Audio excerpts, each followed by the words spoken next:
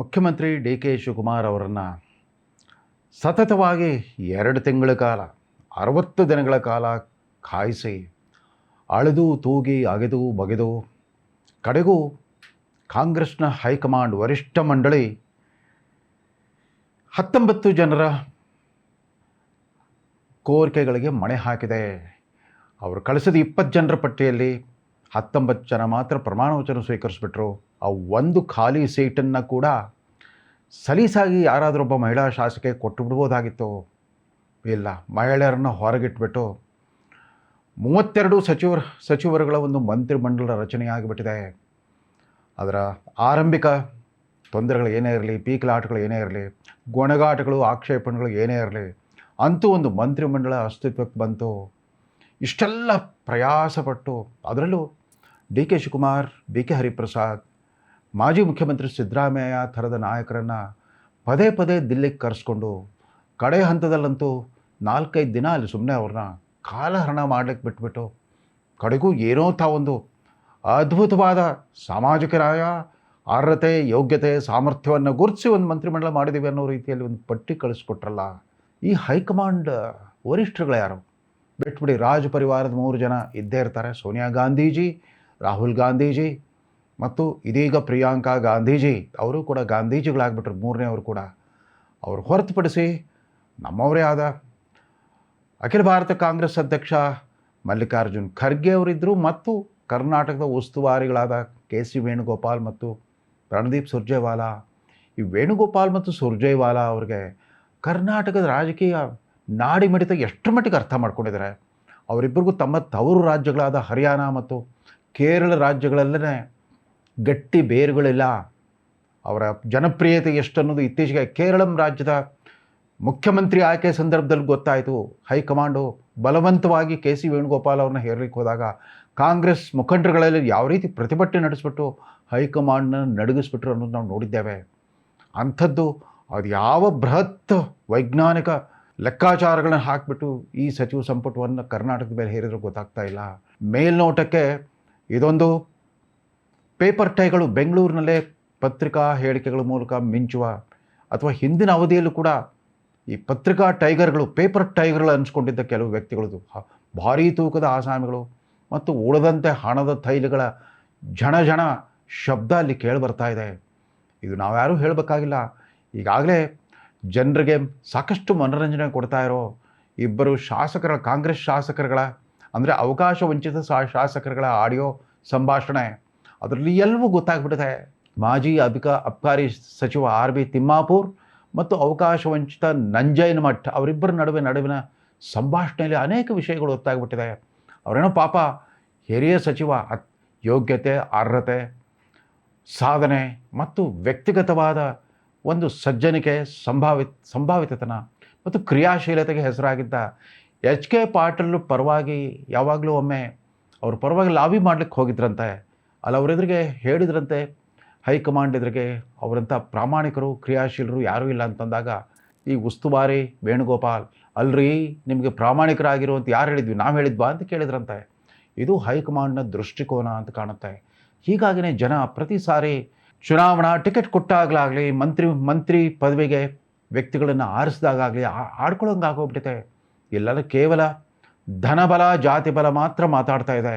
ಯೋಗ್ಯತೆ, ಅರ್ಹತೆ, ಸಾಮರ್ಥ್ಯ, ಸಾರ್ವಜನಿಕ ಸೇವೆಯ ಇತಿಹಾಸ ಇವು ಯಾವುದೂ ಪರಿಗಣನೆಗಳಿಗೆ ಬರಲ್ಲ ಅಂತ ಜನ ಆಡ್ಕೊಳ್ಳೋಂಗೆ ಆಗಿಬಿಟ್ಟಿದೆ. ಯಾಕೆ ಒಬ್ಬ ಮಹಿಳಾ ಅಭ್ಯರ್ಥಿಯನ್ನು ಮಂತ್ರಿ ಮಾಡಲಿಕ್ಕಾಗಲಿಲ್ವಾ? ಮೊದಲ ಕಂತಿನಲ್ಲೇ ಮಾಡಬೇಕಾಗಿತ್ತು. 2ನೇ ಕಂತಿನಲ್ಲಾದರೂ ಮಂತ್ರಿಗಳ ಪಟ್ಟಿಯ ಮೇಲೇ ಅವರು ಮೊದಲ 2-3 ಸ್ಥಾನಗಳಲ್ಲಿ ಅವ್ರ ಹೆಸರು ಬೇಕಾಗಿತ್ತು, ಇರಲಿಲ್ಲ. ಅಲ್ಲೂ ಕೂಡ ವಿಚಿತ್ರವಾದ ಲೆಕ್ಕಾಚಾರ. ಮೊದಲು ಸಾಮಾಜಿಕ ಜಾಲತಾಣಗಳಲ್ಲಿ ಬಿಂಬಿಸ್ತಾ ಇದ್ದಿದ್ದು ಚಿಕ್ಕಮಗಳೂರು ಮೂಲದ ಆರತಿ ಕೃಷ್ಣ ಅವರ ಹೆಸರು. ಆಕೆ ವಿದ್ಯಾವಂತೆ, ವಿದೇಶಿ ವ್ಯಾಸಂಗ ಮಾಡಿ ವಿದೇಶದಲ್ಲಿ ನೆಲೆಸಿದ್ರು. ಅನಿವಾಸಿ ಭಾರತೀಯರ ಪರವಾಗಿ ಅನೇಕ ಕ್ರಿಯಾಶೀಲ ಕೆಲಸಗಳನ್ನು ಮಾಡಿದರು. ಸ್ವತಃ ಕಾಂಗ್ರೆಸ್ ಸರ್ವೋಚ್ಚ ನಾಯಕ ರಾಹುಲ್ ಗಾಂಧಿಯವರ ಅಮೇರಿಕಾ ಪ್ರವಾಸದಲ್ಲೆಲ್ಲ ಅಲ್ಲಿನ ಅನಿವಾಸಿ ಭಾರತೀಯರ ಯಶಸ್ವಿ ಸಭೆಗಳನ್ನು, ಸಂವಾದಗಳನ್ನು ಏರ್ಪಡಿಸಿದ್ರಂತೆ. ಅದರ ಹೊರತಾಗಿ ಒಂದು ಜಾಗತಿಕ ದೃಷ್ಟಿಕೋನವುಳ್ಳ ಒಬ್ಬ ಮಹಿಳಾ ಅಭ್ಯರ್ಥಿ ಇದ್ದಾಗ ಆಕೆ MLC ಆಗಿರ್ಬೋದು. ಒಂದು ಜಾಗತಿಕ ದೃಷ್ಟಿಕೋನ, ಒಂದು ಎಕ್ಸ್ಪೋಜರ್ ಇರುವಂಥ ಒಬ್ಬ ವ್ಯಕ್ತಿ ಮಂತ್ರಿ ಆಗಬೇಡವೆ? ಇಲ್ಲ, ಹೋಗಲಿ, ಇರೋರನ್ನಾದರೂ ಮಾಡಬೇಕಾಗಿತ್ತು. ಗೃಹಲಕ್ಷ್ಮಿ ಯೋಜನೆ ಮೂಲಕ ದೇಶಾದ್ಯಂತ ಪ್ರಸಿದ್ಧಿಗೆ ಬಂದ ಲಕ್ಷ್ಮೀ ಹೆಬ್ಬಾಳ್ಕರ್ ಕೈಬಿಟ್ಟರು. ಉಳಿದಂತೆ ಎಮ್ ಎಲ್ ಸಿಗಳಿದ್ರು. ಹೌದು, ಉಮಾಶ್ರೀ ಇದ್ದರು, ಮನೆ ಮಾತಾಗಿದ್ದಾರೆ. ಆಕೆ ಒಂದು ವಿಶಿಷ್ಟ ಪ್ರತಿಭೆಯ ಕಲಾವಿದೆ, ಅನುಭವಿ. ಅವ್ರಿಗೇನೋ ಸಮಾಧಾನಕರ ಪ್ರಶಸ್ತಿಯನ್ನು ಕೊಟ್ಟಿದ್ದಾರೆ, ವಿಧಾನ ಪರಿಷತ್ನ ಉಪಸಭಾಪತಿ ಮಾಡಿಬಿಟ್ಟು. ಅದ್ರ ಹೊರತುಪಡಿಸಿ ಈಗ ಮಂತ್ರಿಮಂಡಲ ಸೇರಿರೋರ ಪೈಕಿ ಬಸವರಾಜ ರಾಯರೆಡ್ಡಿ, ಸಂತೋಷ್ ಲಾಡ್ ಇವರೆಲ್ಲ ಮತ್ತು ಶಿವಲಿಂಗೇಗೌಡ ಇವರೆಲ್ಲ ಸಹಜ ಆಯ್ಕೆ. ಅವರೆಲ್ಲ ಮಂತ್ರಿಗಳಾಗಲಿ ಬಿಡಲಿ ತಮ್ಮ ತಮ್ಮ ಕ್ಷೇತ್ರದಲ್ಲಿ ತಮ್ಮ ಪ್ರತಿಭೆಯ ಸಾಮರ್ಥ್ಯವನ್ನು ಅನೇಕ ರೀತಿಯಲ್ಲಿ ಸಾಬೀತು ಮಾಡಿರೋರು. ಹಿಂದೆ ಮಂತ್ರಿಗಳಾಗಿದ್ದಾಗಲೂ ಕೂಡ ತಮ್ಮದೇ ಆದ ಛಾಪನ್ನೊದ್ದವರು. ಅವ್ರ ಬಗ್ಗೆ ಯಾರು ತಕರಾರಿಲ್ಲ. ಉಳಿದಂಥ ಅನೇಕ ಹೆಸರುಗಳು ಯಾಕೆ ಇವರು ವಾಪಸ್ ಬಂದರು ಅಂತ. ಕನ್ನಡ ಸಂಸ್ಕೃತಿಯ ಶಿವರಾಜ್ ತಂಗಡಿಯವರು ಕನ್ನಡ ಸಂಸ್ಕೃತಿಗೆ ಏನು ಮಾಡಿದರು ಅಂತ ನಾಡಿನ ಪ್ರಗತಿಪರ ಬುದ್ಧಿಜೀವಿಗಳು, ಎಡಪಂಥೀಯ ಲೇಖಕರುಗಳು, ಸಾಹಿತಿಗಳೇ ಹೇಳಬೇಕು. ಅವ್ರನ್ನ ಮತ್ತೆ ವಾಪಸ್ ಕರ್ಕೊಂಡು ಬಂದರು. ಅದೇ ರೀತಿ ಅನೇಕ ಹೆಸರುಗಳು, ಅದರಲ್ಲೂ ವಿಶಿಷ್ಟವಾಗಿ ಮೊದಲು ಪಟ್ಟಿಯಲ್ಲಿರಲಿಲ್ಲ, ಎರಡನೇ ಪಟ್ಟಿಯಲ್ಲಿ ದಿಢೀರ್ನ ಪ್ರತ್ಯಕ್ಷರಾದ್ರಲ್ಲ ಎಸ್ ಮಲ್ಲಿಕಾರ್ಜುನ್. ದಾವಣಗೆರೆಯ ಈ ಧಣಿ, ಈ ಜೂನಿಯರ್ ಧಣಿ, ಹಿರಿಯರು ದಿವಂಗತರಾಗಿದ್ರು. ಇವರು 3 ವರ್ಷ ತೋಟಗಾರಿಕೆ ಸಚಿವರಾಗಿ ಕಡದ ಕಟ್ಟೆ ಹಾಕಿದ್ದೇನು ಜನ ಕೇಳ್ತಿದ್ದಾರೆ. ಅವರು ದಾವಣಗೆರೆ ನಗರವನ್ನು ಬಿಟ್ಟು ಬೇರೆ ಯಾವುದಾದ್ರೂ ಅಕ್ಕಪಕ್ಕದ ಜಿಲ್ಲೆಗೆ ಹೋಗಿದ್ದುಂಟ? ತಮ್ಮ ಇಲಾಖೆಗೆ ಸಂಬಂಧಪಟ್ಟಂತೆ ಒಂದೇ ಒಂದು ನೀತಿ ನಿರೂಪಣೆ ಮಾಡಿದ್ದುಂಟ? ಇಲ್ಲವೇ ಇಲ್ಲ. ಆದರೂ ಅವರು ಅನಿವಾರ್ಯ, ಅವರ ಸೇರ್ಪಡೆ ಅನಿವಾರ್ಯ ಅನಿಸ್ಬಿಡ್ತು.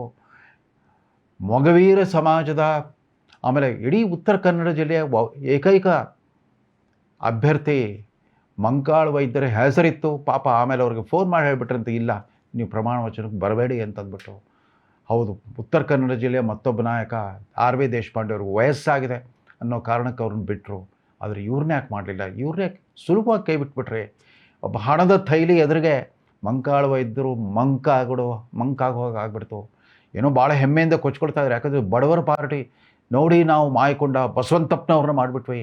ಅವರು ಪೌರ ಕಾರ್ಮಿಕರಾಗಿದ್ದರು, ಪೌರ ಕಾರ್ಮಿಕನ ಕುಟುಂಬದಲ್ಲೇ ಬೆಳೆದು ಬಂದವರು, ಅವ್ರನ್ನ ಮಾಡಿದ್ದೀವಿ. ಅದು ಒಂದನ್ನು ಉದಾಹರಣೆಯಾಗಿ, ಅಪರೂಪದ ಉದಾಹರಣೆಯಾಗಿ ತೋರಿಸ್ತಾ ಇದ್ದಾರೆ. ಹೌದು, ಮತ್ತಷ್ಟು ಜನ ಲಿಂಗಾಯತ ಶಾಸಕರು ಮಂತ್ರಿಗಳಾಗ್ಬಿಟ್ರು, ಸಂಭ್ರಮಾಚರಣೆ ಮಾಡ್ತಿದ್ದಾರೆ. ವಿಜಯಾನಂದ ಕಾಶಪ್ಪನವರ್ ಅವರು ಹಿಂದೆ ಸಿದ್ದರಾಮಯ್ಯ ಸರ್ಕಾರವಿದ್ದಾಗ UB ಸಿಟಿಯಲ್ಲಿ ಮಾಡಿಕೊಂಡ ಅವಾಂತರ ಮಧ್ಯರಾತ್ರಿಯಲ್ಲಿ ಬೀಟ್ ಪೊಲೀಸರಿಗೆ ಹೊಡೆದಿದ್ರು ಅನ್ನೋ ಒಂದು ಖ್ಯಾತಿ ಇತ್ತು ಅವರಿಗೆ. ಆ ಪ್ರಕರಣ ಏನಾಯಿತು ಅಂತ ಗೊತ್ತೇ ಆಗಲಿಲ್ಲ. ಅವರು ಸಾಮಾನ್ಯವಾಗಿ ಅವರು ನಡೆಸಿರೋ ರಾಜಕೀಯ ಚಟುವಟಿಕೆ ಅಂದರೆ ಪಂಚಮಸಾಲಿ ಸಮಾಜ ಪರವಾಗಿ ನಿರಂತರವಾಗಿ ಪ್ರತ್ಯೇಕ ಲಿಂಗಾಯತ ಧರ್ಮ ಇತ್ಯಾದಿಗಳಲ್ಲಿ ತೊಡಗಿಸ್ಕೊಂಡಿರೋರು. ಉಳಿದಂತೆ ಹುನಗುಂದ ಕ್ಷೇತ್ರದ ಅಭಿವೃದ್ಧಿ ಸೂಚ್ಯಂಕದಲ್ಲಿ ನೋಡಿ ಗೊತ್ತಾಗುತ್ತೆ ಇವ್ರದ್ದೆಲ್ಲ ಕೊಡುಗೆ ಯಾವ ರೀತಿ ಇರುತ್ತೆ ಅಂತಂದ್ಬಿಟ್ಟು. ಅದೆಲ್ಲದಕ್ಕಿಂತ ಬಿ ನಾಗೇಂದ್ರ ಯಾವ ಪುರುಷಾರ್ಥಕ್ಕಾಗಿ ಇವತ್ತು ಇಡೀ ರಾಷ್ಟ್ರಾದ್ಯಂತ ಚರ್ಚೆ ಆಗ್ತಿರೋ ಹೆಸರು ಈ ಬಿ ನಾಗೇಂದ್ರ ಅವ್ರದ್ದು. ಇವರು ವಾಲ್ಮೀಕಿ ನಿಗಮದ, ಅಂದರೆ ಪರಿಶಿಷ್ಟ ಪಂಗಡದ ನಿಗಮ, ಅದರ ವಾಲ್ಮೀಕಿ ನಿಗಮದಲ್ಲಿ ನಡೆದ ಹಗರಣದ ಪ್ರಮುಖ ಆರೋಪಿ ಅಂತ ಅನಿಸ್ಕೊಂಡ್ಬಿಟ್ಟು, 184 ಕೋಟಿ ರೂಪಾಯಿಗಳ ಹಗರಣದ ಪ್ರಮುಖ ಆರೋಪಿ ಅಂತ ಅನಿಸ್ಕೊಂಡ್ಬಿಟ್ಟು CBIನಿಂದ ಬಂಧಿತರಾಗಿ ಜುಡಿಷಿಯಲ್ ಕಸ್ಟಡಿ ಜೈಲು ವಾಸ ಅನುಭವಿಸಿ ಹೊರಗೆ ಬಂದಿದ್ದರು. ಮತ್ತು ಇದ್ದಕ್ಕಿದ್ದಂತೆ ಅವ್ರನ್ನ ಮಂತ್ರಿ ಮಾಡೋ ಅನಿವಾರ್ಯತೆ ಏನಿತ್ತು ಹೈಕಮಾಂಡ್ಗೆ. ಜನ ಭಾಳ ಹಗುರವಾಗಿ ಮಾತಾಡ್ತಾ ಇದ್ದಾರೆ. ಯಾರನ್ನು ಬ್ಲ್ಯಾಕ್ಮೇಲ್ ಮಾಡಿಬಿಟ್ರಂತೆ. ಯಾರನ್ನು ಬ್ಲ್ಯಾಕ್ಮೇಲ್ ಮಾಡೋಕ್ಕೆ ಸಾಧ್ಯ? ಇದೇ ರೀತಿ ಇಡೀ ಪಟ್ಟಿಯಲ್ಲಿ ಸಹಜ ಆಯ್ಕೆ. ಹೌದು, ಶಿವಲಿಂಗೇಗೌಡರು ಶಾಸಕರಾಗಿ ಅರಸೀಕೆರೆಯಲ್ಲಿ ತಮ್ಮದೇ ಆದ ವೈಯಕ್ತಿಕವಾದ ವರ್ಚಸ್ಸು ಮತ್ತು ಜನಪ್ರಿಯತೆಯನ್ನು ಉಳಿಸ್ಕೊಂಡು ಬಂದಿರೋರು. ಅವರು JDSನಲ್ಲಿದ್ದಾಗಲೂ ಅಷ್ಟೇ ದೇವೇಗೌಡರ ಕುಟುಂಬಕ್ಕೆ ನಿಷ್ಠಾವಂತರಾಗಿದ್ದರು ಕೂಡ ಯಾವತ್ತೂ ಗುಲಾಮನಿಷ್ಠೆ ಪ್ರದರ್ಶಿಸಿದವರಲ್ಲ. ಸ್ವಾಭಿಮಾನಿ, ಸಾಕಷ್ಟು ವ್ಯವಹಾರ ಜ್ಞಾನವಿದೆ ಅವರಿಂದ. ಸ್ವಲ್ಪ ಈಗಾಗಲೇ ಅನುಭವಿಗಳು ಅವ್ರಿಗೆ ಮಂತ್ರಿಗೆ ಕೂಡ ಭಾಳ ತಡವಾಗಿ ಸಿಕ್ಬಿಟ್ಟಿದೆ. ಅವ್ರ ಜೀವನದ ಸಂಧ್ಯಾಕಾಲದಲ್ಲಿ ಸಿಕ್ಕರೂ ಕೂಡ ಉತ್ಸಾಹದಿಂದ ಕೆಲಸ ಮಾಡ್ಬೋದು ಅಂತ ಅವರ ಸಂಸದೀಯ ಸಾಧನೆ ಏನಿದೆ, ಸಂಸದೀಯ ಕಲಾಪಗಳಲ್ಲಿ ಅವರು ತೋರಿಸಿದ ಪ್ರದರ್ಶನ ನೋಡಿದರೆ ಸ್ವಲ್ಪ ಮಟ್ಟಿಗಾದರೂ ನಿರೀಕ್ಷೆ ಮಾಡ್ಬೋದು. ಉಳಿದಂತೆ ರಿಜ್ವಾನ್ ಅರ್ಷದ್ ಒಳ್ಳೆಯ ಆಯ್ಕೆ. ಯಾಕೆ ಅಂತಂದರೆ ಅವರ ಶಿವಾಜಿನಗರ ಕ್ಷೇತ್ರದಲ್ಲಿ ಆಯ್ಕೆಯಾಗಿ ಬಂದಾಗಿಂದ ಇಡೀ ಕ್ಷೇತ್ರಾದ್ಯಂತ ಅವರು ಕೈಗೊಂಡಿರೋ ಕಾಮಗಾರಿಗಳು ತ್ವರಿತಗತಿಯಲ್ಲಿ ಮತ್ತು ಗುಣಮಟ್ಟದ ದೃಷ್ಟಿಯಿಂದ ಎದ್ದು ಕಾಣೋ ರೀತಿಯಲ್ಲಿ ಮಾಡಿಸ್ತಾ ಇದ್ದಾರೆ. ಉಳಿದಂತೆ ಪಕ್ಷದ ಚಟುವಟಿಕೆಗಳು ಕೂಡ ಸಕ್ರಿಯರಾಗಿರ್ತಾರೆ. ಜಮೀರ್ ಅಹ್ಮದ್ ಅತ್ಯಂತ ವಿವಾದಾತ್ಮಕವಾದ ಆಯ್ಕೆ. ಯಾಕೆ? ದಾವಣಗೆರೆ ಉಪಚುನಾವಣೆಯಲ್ಲಿ ಅವರ ಪಾತ್ರ. ಅದರ ಹೊರತುಪಡಿಸಿ ಜಮೀರ್ ಅಹ್ಮದ್ ಮೇಲೆ ಕೂಡ ಅಕ್ರಮ ಆಸ್ತಿ ಗಳಿಕೆ ಆರೋಪ ಇದೆ, ಪ್ರಕರಣ ನಡೀತಾ ಇದೆ, ವಿಚಾರಣೆ ಆಗ್ತಾ ಇದೆ. ಯಾಕೆ? ಮೈಸೂರು NR ಕ್ಷೇತ್ರವನ್ನು ಸತತವಾಗಿ ಕಾಂಗ್ರೆಸ್ಗೆ ಗೆಲ್ಲಿಸ್ಕೊಟ್ಟಿರೋ ತನ್ವೀರ್ ಸೇಠ್ರಂಥ ಒಬ್ಬ ಸಮಾಜಮುಖಿ ನಾಯಕ ಮುಖ್ಯ ಅಂತ ಅನಿಸ್ಲಿಲ್ವಾ? ಮುಸ್ಲಿಂ ಪ್ರಾತಿನಿಧ್ಯಕ್ಕೆ ಒಬ್ರು ಯಾರು ಜನಪ್ರಿಯರಾಗಿರ್ತಾರೆ, ನಿಜವಾದ ಅರ್ಥದಲ್ಲಿ ಜಾತ್ಯತೀತರಾಗಿರ್ತಾರೆ, ಎಲ್ಲರನ್ನು ಸಂಭಾಳಿಸ್ಕೊಂಡು ಹೋಗೋ ವ್ಯಕ್ತಿತ್ವವನ್ನು ಪಡ್ಕೊಂಡಿರ್ತಾರೆ, ಆಮೇಲೆ ಮಂತ್ರಿ ಆಗಿ ಕೂಡ ಯೋಗ್ಯವಾದ ಕೆಲಸ ಮಾಡಿರ್ತಾರೆ, ಅವ್ರು ಮುಖ್ಯ ಅಂತ ಅನ್ಸಲ್ವಾ? ಯಾವುದೋ ಒಂದು ಮೇಯರ್ ಚುನಾವಣೆಯಲ್ಲಿ ತಮ್ಮ ಮಾತು ಕೇಳಿಲ್ಲ ಅಂದಿದ್ದಕ್ಕೆ ಸಿದ್ದರಾಮಯ್ಯನವರು ಅವ್ರನ್ನ ಬ್ಲ್ಯಾಕ್ ಲಿಸ್ಟಲ್ಲಿ ಇಟ್ಟಿದ್ರಂತೆ, ಮತ್ತೆ ಅವ್ರನ್ನ ಮಂತ್ರಿ ಆಗದಂತೆ ತಡೆದಿದ್ದಾರೆ. ರುದ್ರಪ್ಪ ಲಮಾಣಿಯವರು ಬಂದರು ಉತ್ತರ ಕರ್ನಾಟಕದ, ಆದರೆ ಶಿವಣ್ಣವರು ಬರಬೇಕಾಗಿತ್ತಂತೆ ಸಿದ್ದರಾಮಯ್ಯನವ್ರಿಗೆ. ಇದೇ ರೀತಿಯ ವಾದ ವಿವಾದಗಳು ವ್ಯಕ್ತಿಗತ ಅವಕಾಶ ವಂಚಿತರ ವ್ಯಕ್ತಿಗತ ಅವಕಾಶ ಪಡೆದವರು ಮತ್ತು ವಂಚಿತರ ನಡುವಿನ ಈ ಕೋಲಾಹಲದ ನಡುವೆ ಈ ಮಂತ್ರಿಮಂಡಲ ಹಾಗೂ ಹೀಗೂ ಅಸ್ತಿತ್ವಕ್ಕೆ ಬಂದ್ಬಿಟ್ಟಿದೆ. ಜೂನ್ 3ರಂದು ಮೊದಲ ಕಂತಿನ 13 ಜನ ಮಂತ್ರಿಗಳ ಪ್ರಮಾಣ ವಚನ ಮುಗಿದಾಕ್ಷಣವೇ ಖಾತೆಗಳ ಹಂಚಿಕೆಯೂ ಆಗೋಗ್ಬಿಡ್ತು. ಆಗ ಮಂತ್ರಿಗಿರಿ ಸಿಗಲಿಲ್ಲ ಅನ್ನೋದ್ರ ಬದಲು ಸಿಕ್ಕ ಖಾತೆ ಬೇಡ ಅಂತ ಇಬ್ಬರು ಬಂಡಾಯ ಸಾರಿದ್ರು. ರಾಮಲಿಂಗಾರೆಡ್ಡಿ ಅವರಿಗೆ ಬೆಂಗಳೂರು ಅಭಿವೃದ್ಧಿ ಬೇಕಾಗಿತ್ತಂತೆ, ಅವ್ರಿಗೆ ಜಲಸಂಪನ್ಮೂಲದಂಥ ಮಹತ್ವದ ಖಾತೆ ಕೊಟ್ಟರೆ ನನಗೆ ಹಳ್ಳಿಗಳ ಪರಿಚಯನೇ ಇಲ್ಲ, ನನಗೆ ಬೆಂಗಳೂರು ಅಭಿವೃದ್ಧಿನೇ ಬೇಕು ಅಂತ ಅವ್ರು ಪ್ರತಿಭಟನೆ ಮಾಡಿದರು. ಎಲ್ಲೋ ಊರು ಬಿಟ್ಟು ತಪ್ಪಿಸ್ಕೊಂಡು ಹೋಗ್ಬಿಟ್ಟಿದ್ರು, ಮೊಬೈಲ್ ಫೋನ್ ಕಟ್ ಮಾಡಿಬಿಟ್ಟು. ಕೃಷ್ಣ ಬೈರೇಗೌಡರಿಗೆ ಬೆಂಗಳೂರು ಅಭಿವೃದ್ಧಿ ಕೊಟ್ಟರೂ ಕೂಡ ನನಗೆ ಗ್ರೇಟರ್ ಬೆಂಗಳೂರು BDA ಬಿಟ್ಟು ಇದನ್ನು ಕೊಟ್ಟರೆ ನಾನು ಏನು ಮಾಡಲಿ ಅಂತ ಅವರು ಕೂಡ ಬಹಿರಂಗವಾಗಿ ತಮ್ಮ ಅಸಮಾಧಾನವನ್ನು ತೋಡ್ಕೊಂಡಿದ್ರು. ಇದೀಗ ಮೊನ್ನೆ 19 ಜನರು ಮಂತ್ರಿ ಮಾಡಿದ ಮೇಲೆ ಇನ್ನು ಅವರೆಲ್ಲ ಖಾತೆಗೋಸ್ಕರ ಯಾವ ರೀತಿ ಖ್ಯಾತೆ ತೆಗಿತಾರೆ ಕಾದು ನೋಡಬೇಕಾಗಿದೆ. ಒಂದೇ ಒಂದು ಸೇವಿಂಗ್ ಗ್ರೇಸ್, ಒಂದು ಆಶಾಕಿರಣ ಏನು ಅಂತಂದರೆ ಸ್ವತಃ ಮುಖ್ಯಮಂತ್ರಿನೇ ಹೆಚ್ಚು ಕ್ರಿಯಾಶೀಲವಾಗಿ ಕೆಲಸ ಮಾಡ್ತಿದ್ದಾರೆ. ಹಿಂದಿನ ಸರ್ಕಾರ ಒಂದು ಸ್ವಲ್ಪ ಜಡತ್ವವನ್ನು ತಲುಪಿತ್ತು, ಸಂತೃಪ್ತಿಯ ಭಾವನೆ ಮೂಡಿಬಿಟ್ಟಿತ್ತು. ಯಾವ ಮಂತ್ರಿ ಯಾವ ಖಾತೆ ಯಾವ ಕೆಲಸ ಮಾಡ್ತಿದ್ದಾರೆ ಅನ್ನೋದ್ರ ಮೇಲೆ ನಿಗಾ ಇಡೋರು ಇರದಂತಾಗಿತ್ತು. ಅಂಥದ್ರಲ್ಲಿ 13 ಜನರನ್ನು ಇಟ್ಕೊಂಡ್ಬಿಟ್ಟೆ ಕಳೆದ 2 ತಿಂಗಳಲ್ಲಿ ಒಂದು ವಿಶಿಷ್ಟ ಶೈಲಿಯನ್ನು ತೋರಿಸಿದ್ದಾರೆ DK ಶಿವಕುಮಾರ್. ಅದ್ರ ಜೊತೆಗೆ ಕೃಷ್ಣ ಬೈರೇಗೌಡರು ಬಂದರು, ಫುಟ್ಪಾತ್ ವ್ಯಾಪಾರಿಗಳ ಮೇಲೆ ಬುಲ್ಡೋಸರ್ ಓಡಿಸ್ಬಿಟ್ಟು ಚಪ್ಪಾಳೆ ಹೊಡಿಸ್ಕೊಂಡಿದ್ದಾರೆ. ಮೇಲ್ಮಧ್ಯಮ ವರ್ಗದಿಂದ, ನಗರವಾಸಿ ಮೇಲ್ಮಧ್ಯಮ ವರ್ಗದಿಂದ ಚಪ್ಪಾಳೆ ಹೊಡಿಸ್ಕೊಂಡ್ಬಿಟ್ಟಿದ್ದಾರೆ. ಅವರು ಸ್ಮಾರ್ಟ್ನೆಸ್ ಸರಿ, ಹೃದಯವಂತಿಕೆ ಎಲ್ಲಿತ್ತು? ಯಾಕೆ ಅವ್ರಿಗೆ ಪ್ರಧಾನಮಂತ್ರಿಯವರ ದೀನ್ ದಯಾಳ್ ಅಂತ್ಯೋದಯ ಯೋಜನಾ ಅನ್ನೋದು ಕಾಣಿಸ್ಲಿಲ್ವಾ? ಬೀದಿ ಬೀದಿ ವ್ಯಾಪಾರಿಗಳಿಗಾಗಿ ಪ್ರಧಾನಮಂತ್ರಿಯವರು ಏನು ಅನುಕೂಲ ಮಾಡಿಕೊಟ್ಟಿದ್ದಾರೆ ಅಂತ ಕಾಣಿಸ್ಲಿಲ್ವಾ ಅವ್ರಿಗೆ? ಹೌದು, ಅವರೆಲ್ಲ ಹೀರೋಗಳಾಗ್ತಾರೆ ಇವತ್ತಿನ ದಿನಮಾನಗಳಲ್ಲಿ. ಉಳಿದಂತೆ ಈಶ್ವರ್ ಖಂಡ್ರೆ ಮಾತ್ರ ಕಾಯಕವೇ ಕೈಲಾಸ ಅನ್ನೋ ದೃಷ್ಟಿಯಲ್ಲಿ ಹಿಂದೆ ಯಾವ ರೀತಿ ಅರಣ್ಯ ಇಲಾಖೆ ನಿರ್ವಹಿಸಿದ್ರು ಅದೇ ರೀತಿಯಲ್ಲಿ ಈಗ ತಾನೇ ಸಿಕ್ಕಿರೋ ಗ್ರಾಮೀಣಾಭಿವೃದ್ಧಿ ಇಲಾಖೆಯಲ್ಲಿ ಮೊದಲ ದಿನದಿಂದಲೇ ಅತ್ಯಂತ ಕ್ರಿಯಾಶೀಲರಾಗಿ ತೊಡಗಿಸ್ಕೊಂಡ್ಬಿಟ್ಟಿದ್ದಾರೆ. ಬೀದರ್ನಂಥ ಹಿಂದುಳಿದ ಜಿಲ್ಲೆಯ ಪ್ರತಿನಿಧಿ ಈಶ್ವರ್ ಖಂಡ್ರೆ ಅವರು ಕಾಂಗ್ರೆಸ್ನ ವರ್ಕಿಂಗ್ ಪ್ರೆಸಿಡೆಂಟ್ ಆಗಿರಲಿ, ಮಂತ್ರಿ ಆಗಿರಲಿ, ಅರಣ್ಯ ಇಲಾಖೆಯಲ್ಲಿ ತೋರಿದ ಶ್ರದ್ಧೆ ಮತ್ತು ಕ್ರಿಯಾಶೀಲತೆಯನ್ನೇ ಈಗಾಗಲೇ ಗ್ರಾಮೀಣಾಭಿವೃದ್ಧಿ ಇಲಾಖೆಯಲ್ಲೂ ಕೂಡ ತೋರಿಸೋಕೆ ಶುರು ಮಾಡಿಬಿಟ್ಟಿದ್ದಾರೆ. ಅದರಲ್ಲೂ ಅತ್ಯಂತ ವಿವಾದಗ್ರಸ್ತ ಸಿದ್ದರಾಮಯ್ಯನವರ ಸರ್ಕಾರ ತೀವ್ರವಾಗಿ ವಿರೋಧಿಸಿದ್ದ VBG ರಾಮ್ಜಿ ಯೋಜನೆ, ಪ್ರಧಾನಮಂತ್ರಿಗಳು ನಾಮಕರಣ ಬದಲಾಯಿಸಲಿಲ್ಲ, ಸ್ವರೂಪವನ್ನೇ ಬದಲಾಯಿಸಿದ್ರು. ಮನ್ರೇಗಾ ಬದಲು ಹೊಸ ಅವತಾರ VBG ರಾಮ್ಜಿಯನ್ನು ಪ್ರಾಯೋಗಿಕವಾಗಿ ಅನುಷ್ಠಾನ ಮಾಡೋದರಲ್ಲಿ ಎಲ್ಲ ಬಗೆಯ ಶ್ರಮ ತೋರಿಸ್ತಾ ಇರೋದು ಎದ್ದು ಕಾಣ್ತಾ ಇದೆ. ಪ್ರಿಯಾಂಕ್ ಖರ್ಗೆ ಯಥಾ ಪ್ರಕಾರ ಸ್ವಲ್ಪ ಪೊಲೀಸ್ ಇಲಾಖೆಯಲ್ಲಿ ಚುರುಕುತನ ತರೋದಕ್ಕೇನೋ ಕೆಲಸ ಮಾಡ್ತಿರೋ ಕಾಣುತ್ತೆ. ಆದರೆ ಅವರ ಅಚ್ಚುಮೆಚ್ಚಿನ IT-BT ವಲಯದಲ್ಲಿ ಮಾತ್ರ ಮಿಂಚಿಬಿಟ್ರು. ಈಗಾಗಲೇ ಆರ್ಟಿಫಿಷಿಯಲ್ ಇಂಟೆಲಿಜೆನ್ಸ್ ಸಂಬಂಧಪಟ್ಟಂತೆ ಒಂದು ಸುದ್ದಿವಾಹಿನಿ ನಡೆಸಿದ ಕಲಾಪದಲ್ಲಿ ಸಾಕಷ್ಟು ಮಿಂಚಿದ್ರು ಈ ಪ್ರಿಯಾಂಕ್ ಖರ್ಗೆ. ಅವರು RSS ಬಗ್ಗೆ ಮತ್ತೊಂದ್ರ ಬಗ್ಗೆ ಬಾಯಿಗೆ ಬಂದ ಹಾಗೆ ಹೇಳಿಕೆ ಕೊಡೋದ್ರ ಬಿಟ್ಬಿಟ್ಟು ತಮಗೆ ಒಪ್ಸೋರು ಈ ಇಲಾಖೆಯನ್ನು ಸವಾಲು ರೀತಿಯಲ್ಲಿ, ಪೊಲೀಸ್ ಸ್ಟೇಷನ್ಗಳು ಅಂದರೆ ಜನಸ್ನೇಹಿ, ಪೊಲೀಸರು ಅಂತಂದರೆ ಜನರಕ್ಷಕರು ಅನ್ನೋ ರೀತಿಯಲ್ಲಿ ಅಲ್ಲಿನ ಕಾಯಕ ಸಂಸ್ಕೃತಿಯನ್ನು ಬದಲಿಸಿದ್ರೆ, ಪೊಲೀಸರ ವರ್ತನೆಯನ್ನು ಬದಲಿಸಿದ್ರೆ, ಪೊಲೀಸ್ ಇಲಾಖೆ ಅಲ್ಲಿನ ಭ್ರಷ್ಟಾಚಾರಕ್ಕೆ ಸ್ವಲ್ಪ ಮಟ್ಟಿಗಾದರೂ ಕಡಿವಾಣ ಹಾಕಿದರೆ, ಪೊಲೀಸ್ ವರ್ಗಾವಣೆಯಲ್ಲಿ ಆಗ್ತಿರೋ ಅಕ್ರಮ ಅಧಿಕಾರ ದುರುಪಯೋಗದಂಥ ಅನಿಷ್ಟಗಳನ್ನು ತೊಡೆದು ಹಾಕಿದರೆ ಪ್ರಿಯಾಂಕಾ ಖರ್ಗೆ ಖಂಡಿತವಾಗಿಯೂ ಭವಿಷ್ಯದಲ್ಲಿ ಉದಯೋನ್ಮುಖ ನಾಯಕರಾಗೋ ಸಾಧ್ಯತೆ ಇದೆ. ನಮ್ಮ ಮಾತವ್ರು ಕೇಳಿಸುತ್ತೋ ಇಲ್ವೋ? ಉಳಿದಂತೆ ಈ ಇಡೀ ಮಂತ್ರಿಮಂಡಲದ ದೊಡ್ಡ ಲೋಪ ಗದಗಿನ ಶಾಸಕ HK ಪಾಟೀಲ್ರನ್ನು ಹೊರಗಿಟ್ಟಿದ್ದು.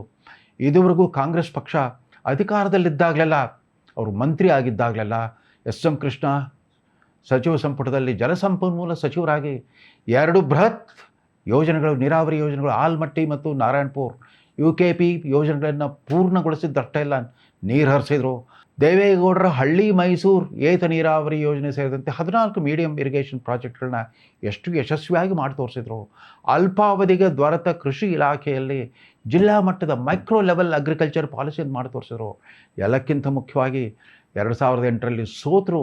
MLA MLC ಎರಡೂ ಚುನಾವಣೆ ಸೋತು ಮನೇಲಿದ್ದಾಗ ಅವರು ತಮ್ಮ ಹುಲಕೋಟಿ ರೂರಲ್ ಇಂಜಿನಿಯರಿಂಗ್ ಕಾಲೇಜ್ ತಂತ್ರಜ್ಞಾನಗಳನ್ನ ಇಟ್ಕೊಂಡ್ಬಿಟ್ಟು ರೂಪಿಸಿದ ಶುದ್ಧ ಕುಡಿಯುವ ನೀರಿನ ಘಟಕ. ಅದು ಆರಂಭದಲ್ಲಿ 2 ರೂಪಾಯಿಗೆ 20 ಲೀಟರ್ ನೀರು ಅಂತಿತ್ತು. ಇವತ್ತು 5 ರೂಪಾಯಿಗೆ 20 ಲೀಟರ್ ಶುದ್ಧ ಕುಡಿಯುವ ನೀರು.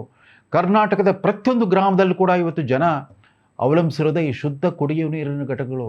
ಬರೀ ಕರ್ನಾಟಕ ಅಲ್ಲ, ಅದಿವತ್ತು ರಾಷ್ಟ್ರೀಯ ಕಾರ್ಯಕ್ರಮವಾಗಿಬಿಟ್ಟಿದೆ. ಅಧಿಕಾರವಿಲ್ಲದೇ ಇದ್ದಾಗಲೂ ಕೂಡ ಈ ರೀತಿ ಜನಪರವಾದ ಕಾಳಜಿ ಪ್ರದರ್ಶಿಸಿದ ಎಚ್ ಕೆ ಪಾಟೀಲ್ರನ್ನ ಯಾಕೆ ಹೊರಗಿಟ್ರೆ? ಸಮರ್ಪಕವಾದ ಉತ್ತರವನ್ನು ಶಿವಕುಮಾರರಾಗಲಿ, ಸಿದ್ದರಾಮಯ್ಯ ಆಗಲಿ, ಹೈಕಮಾಂಡ್ ಆಗಲಿ ಕೊಡಲಿಕ್ಕೆ ಸಾಧ್ಯವೇ ಇಲ್ಲ. ಅವ್ರ ಮನೆಗೆ ಹೋಗ್ಬಿಟ್ಟು ಅವ್ರು ಸಮಾಧಾನ ಮಾಡೋ ಪ್ರಯತ್ನ ಮಾಡ್ತಿದ್ದಾರಂತೆ. ಏನು ಸಮಾಧಾನ? ಅವ್ರಿಗೆ ಯಾವ ಕನ್ಸೋಲೇಷನ್ ಪ್ರೈಸ್ ಕೊಡಲಿಕ್ಕೆ ಸಾಧ್ಯ? ಇದು ಹೈಕಮಾಂಡಿನ ದೃಷ್ಟಿಕೋನ. ಯಾವ ಮಾನದಂಡ ಇಟ್ಕೊಂಡ್ಬಿಟ್ಟು ನೀವು ಮಂತ್ರಿ ಪದವಿಗಳನ್ನು ಹಂಚ್ತಾ ಇದ್ದೀರಿ? ಅಷ್ಟೇ ಅಲ್ಲ, ಗ್ರಾಮೀಣಾಭಿವೃದ್ಧಿ ಸಚಿವರಾಗಿದ್ದರು. ಅಷ್ಟೊತ್ತಿಗಾಗಲೇ ನರೇಂದ್ರ ಮೋದಿ ಮಂತ್ರಿಮಂಡಲ ಬಂದಿತ್ತು.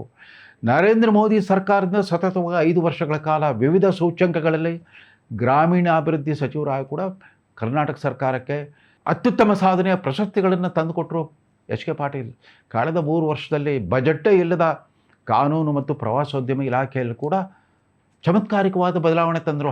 ಹಲವಾರು ಪ್ರಗತಿಪರ, ಉದಾರವಾದಿ, ಜನಪರವಾದ ಕಾನೂನುಗಳನ್ನು ತಂದುಕೊಟ್ರಲ್ಲ. ಅದು ಯಾವುದಕ್ಕೂ ಕಿಮ್ಮತ್ತಿಲ್ವಾ? ಅವ್ರಿಗೆ 72 ವಯಸ್ಸಂತೆ. ಯಾಕೆ ಅವ್ರಿಗಿಂತ ವಯಸ್ಸಾಗಿರೋರೆಲ್ಲ ಮಂತ್ರಿಗಳಾಗಿಲ್ವಾ? ಇದೇ ಮೊದಲ ಬಾರಿಗೆ ಬ್ರಾಹ್ಮಣರಿಗೆ ಪ್ರಾತಿನಿಧ್ಯ ಕೊಟ್ಟಿಲ್ಲ ಅಂತ ಅದೇನು ದೊಡ್ಡ ಬೆಂತಟ್ಟು ಸಾಮಾಜಿಕ ನ್ಯಾಯದ ಉಜ್ವಲ ಪ್ರದರ್ಶನ ಏನಲ್ಲ. ಬ್ರಾಹ್ಮಣರಂತ ನೋಡೋದು ಬಿಡಿ, ಮುಸಲ್ಮಾನರು ಅಂತ ನೋಡೋದನ್ನ ಬಿಡಿ, ಲಿಂಗಾಯತರು, ಒಕ್ಕಲಿಗರು ಅವರ ಜಾತಿವಾರು ಗುರುತಿಸೋದನ್ನು ಬಿಡಬೇಕು ಕಾಂಗ್ರೆಸ್ ಪಕ್ಷ. ಜಾತಿಗಿಂತ ವ್ಯಕ್ತಿಗತವಾದ ಪ್ರತಿಭೆ, ಸಾಮರ್ಥ್ಯ, ಪರಿಶ್ರಮ, ಸಾಧನೆಗೆ ಬೆಲೆ ಕೊಟ್ಟಿದ್ರೆ ಡಿ ಕೆ ಶಿವಕುಮಾರ್ಗೆ ಇನ್ನೂ ಹೆಚ್ಚಿನ ಶ್ರೇಯಸ್ಸು ಬರ್ತಾಯಿತ್ತು. ಡಿ ಕೆ ಶಿವಕುಮಾರ್ ಅವ್ರನ್ನ ಕೈ ಕಟ್ಟಾಕಲಿಕ್ಕೆ ಅಂತಲೇ ಈ ಥರದ ವಿವಾದಗ್ರಸ್ತ ವ್ಯಕ್ತಿಗಳನ್ನು ಮಂತ್ರಿಮಂಡಲಕ್ಕೆ ತುಂಬಿಟ್ಟಿದ್ದಾರೆ ಅಂತ ಕಾಣುತ್ತೆ.